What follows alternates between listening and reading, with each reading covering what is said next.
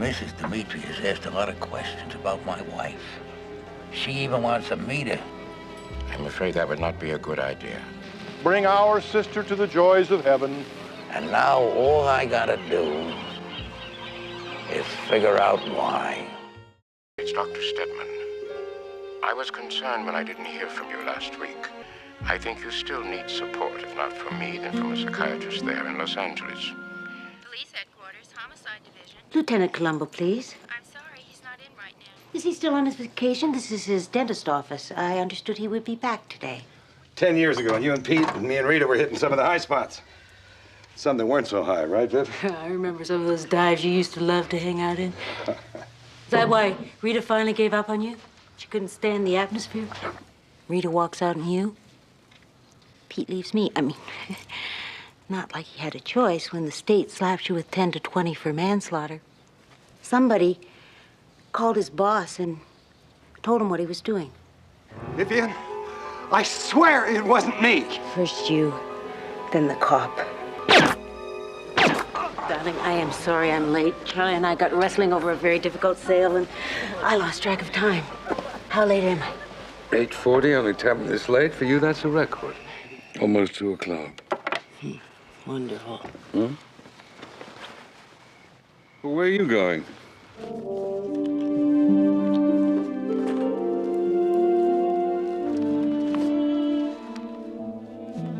Do you think it was robbery? I don't know, ma'am. I mean, it wasn't your normal robbery, if that's what you're talking about. The man had his watch, his ring, and over $200 in his wallet. Was anybody else here with you, ma'am? Besides Charlie? No. We were alone.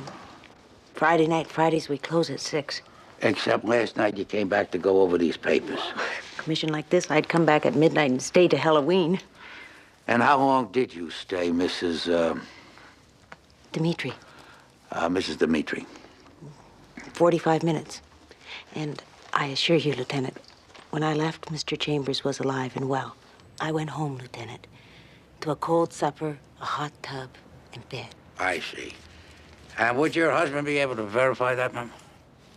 I'm a widow. I live alone. Oh, I'm sorry. I didn't realize it. When you said Mrs., I just assumed. I put my car in the garage. I went in the house. I turned out all the lights, and I fell in bed. Naturally, they may have thought I wasn't home. Turned out the lights and went to sleep? Oh, there's something off here. Hold the phone, ma'am. Here's what I wrote down. Mrs. Dimitri said, I went home to a cold supper, a hot tub, and then bed. You must have written it down wrong. No, ma'am, no. No, I don't think I did. You said you put your car in your garage. But actually, we found a couple of people, early morning joggers, your paper boy, who saw your car in the driveway that morning, not in the garage, and nobody saw it in the driveway that night, not at 9 or 10 or even midnight. I didn't come straight home that night. I went out to dinner with someone. How long did this dinner take? About an hour and a half. I see, that'll make it around 10. And then we went to a hotel together. Oh. Mrs. Dimitri joined me for dinner at 8:30. We spent the remainder of the evening at a hotel. She left sometime after 2 a.m. Does that satisfy you? Perfectly, sir. Somebody's trying to hide the time of death, and why? And as sure as Santa Claus wears red BVDs, I know somebody will have an alibi you can't break with a sledgehammer. Mrs. Dimitri. I want one of those orange pops. Oh. Lieutenant? Oh, oh, sorry. It's just this tooth. I gotta have it looked at. Whenever I get anything cold on it. Oh, that's another thing. My dentist. Sir? Before my wife and I came back from the vacation, I got a couple of calls from my dentist assistant. They wanted to set up an appointment for me to come in and clean my teeth. Yeah, my dentist does that all the time. But you have a dentist, Mr. Brady. I don't have one. Mine moved to Florida 4 months ago. I never got a new one. So somebody, and I'm pretty sure it's Vivian Dimitri, was very anxious to know when I was going back to work. And now all I gotta do is figure out why. I came by to extend my belated condolences on the death of your husband. My husband? Pete Garibaldi. He was your husband, wasn't he? I was very sorry when I heard about his death. Heart attack, wasn't it? Pete never took very good care of himself.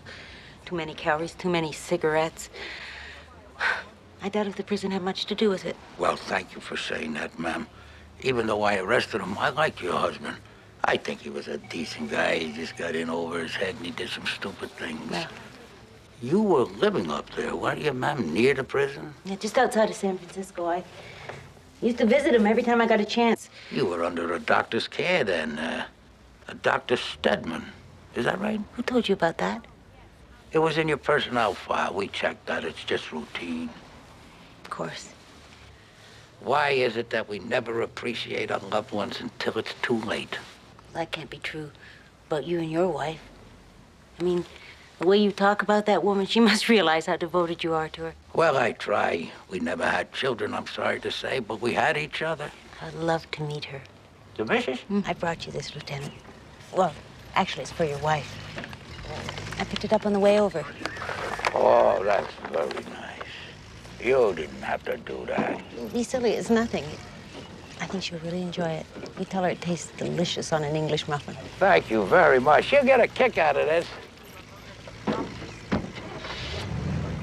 A man named Charlton Chambers is dead. I have reason to believe that Vivian Dimitri killed him. If that were true, and I'm not saying it is, Lieutenant, such an obsession might not end with Chambers. You knew who I was when I called you. She mentioned my name. I can't comment on that. Mrs. Dimitri has asked a lot of questions about my wife. A lot of questions about her, sir. She even wants to meet her. I'm afraid that would not be a good idea. When you say that that won't be a good idea... I mean, it would not be a good idea. Oh, the way that kid drives. One of these days, I'm gonna give him a ticket. Lieutenant, you have to come with me right away. It's your wife. They've taken her to the hospital. What? What happened? I don't know. A neighbor found her on the kitchen floor. Is she all right? Well, I don't know. They told me to find you, that's all. That by your glorious power give her light, joy, and peace in heaven, where you live forever and ever. Amen. Give her eternal rest, O Lord, and may your light shine on her forever. You know, I never found out, what exactly did she die of? A heart attack. I mean, it's crazy. I never even knew she had a problem. Columbo. Well, what do you say, Benny? Look, sorry I didn't make it earlier, but they had me out at 5:30 this morning. I understand, Ben, no problem. Look, I don't know if this is important, but we got a call from the coroner's office, and they want to delay the burial. Did you ever have second thoughts? About what? I don't know. Worrying maybe you might have made a mistake? Oh, I'm not the judge or the jury or even the DA. I investigate, I make arrests. I don't pass judgments. It's not my job. Oh. Looks like my wife already tasted some of this. Lieutenant. What's the matter? Maybe I will have some more coffee. Oh, no. Stay there, I'll get it. There's only one thing I don't get, and I'll admit it's bothering me. Why did Connolly toss that gun so close to the house? That was a very stupid thing to do. You know, this stuff is pretty good. Show you what I've been missing.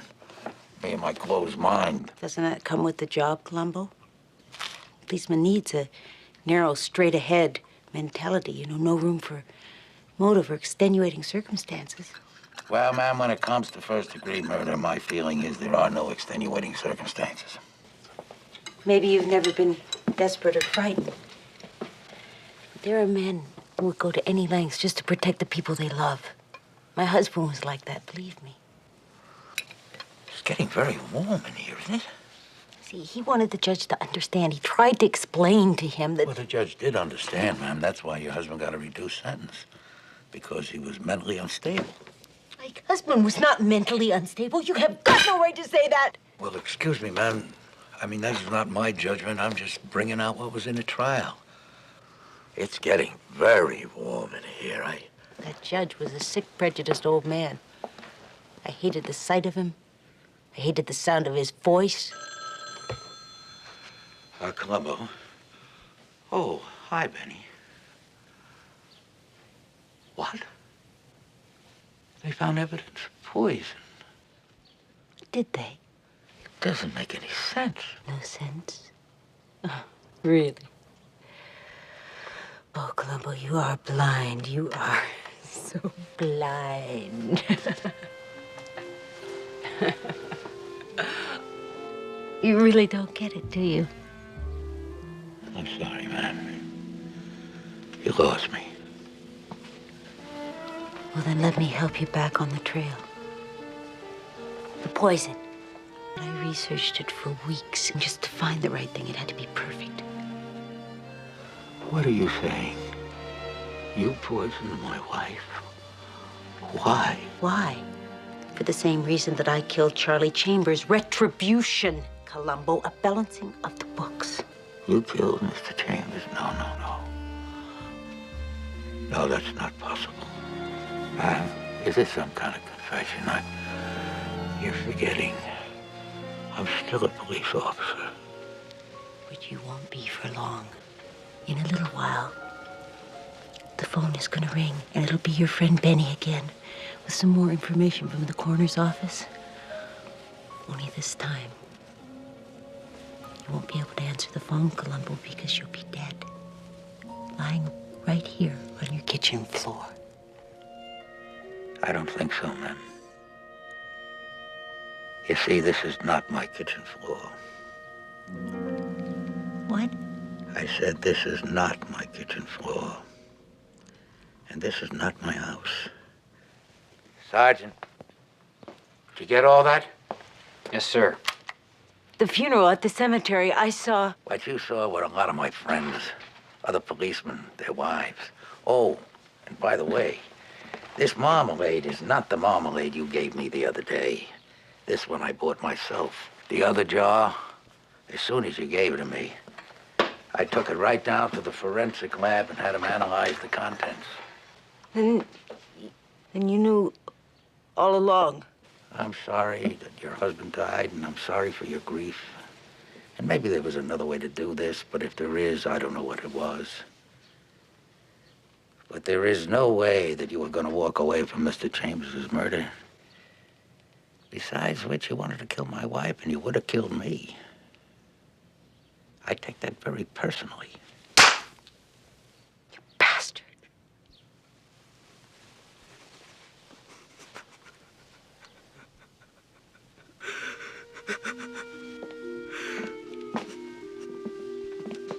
Just one more thing.